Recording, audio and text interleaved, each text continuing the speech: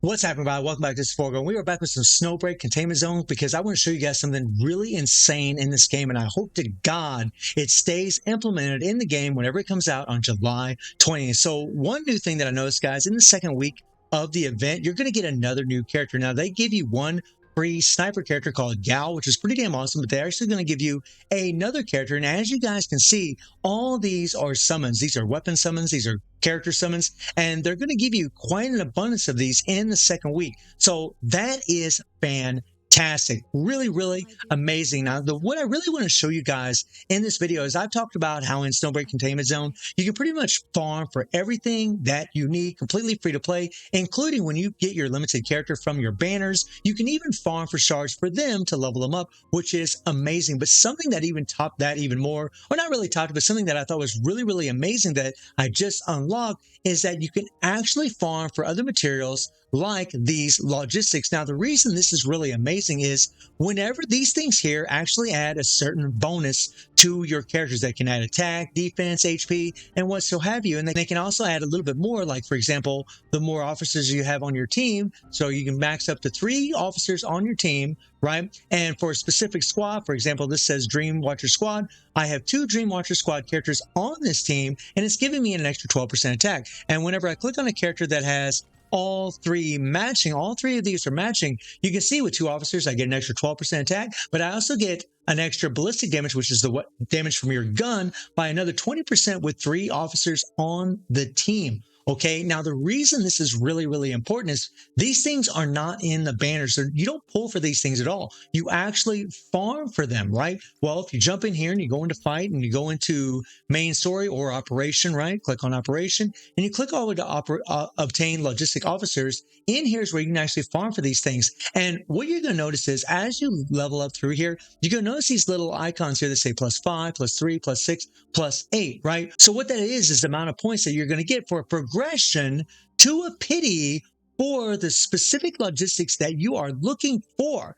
And this is pretty damn amazing. So when you click on this thing, guys, you can choose between any one of these that you want. And each one of these have specific buffs. Now look at the buffs on this thing, right? So when you have 2 officers with Amino Wado Squad, I guaranteed I butchered that name, but whenever you have 2 officers, your ballistic damage increases by 25%. And then when 3 officers are on the team, after critical hits, adds ballistic damage by 10%.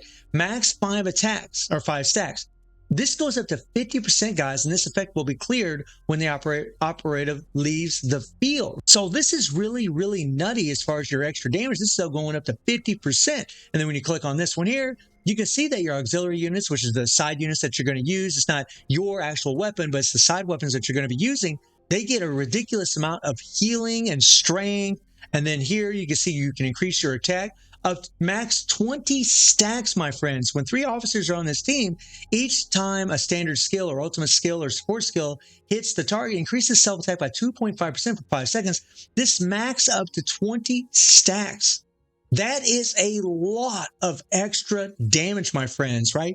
And you can choose, and this one here can actually increase your survivability and increase your damage, right? So you can choose between any one of these. And the cool thing about this is the way the pity system works in here, as you guys can see, it says 100, right? So if I play the nightmare here that shows 8 on this, I'll acquire 8 progress on here when I play the nightmare.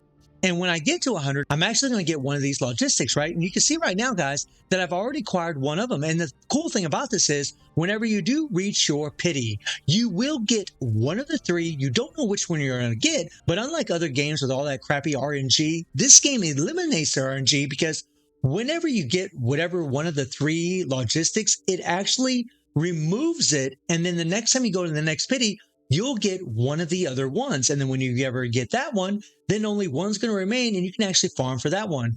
And so what that means is you have a 100% guarantee to get all 3 matching logistics, to get all those buffs on your character.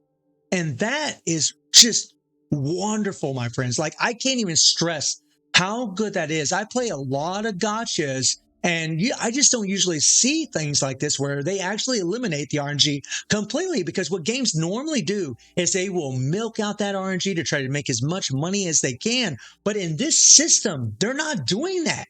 They are literally telling you you're going to use so much of your your GigaChats or whatever these called. You're going to use so much of your DigiCash, and you're going to get guaranteed your logistic.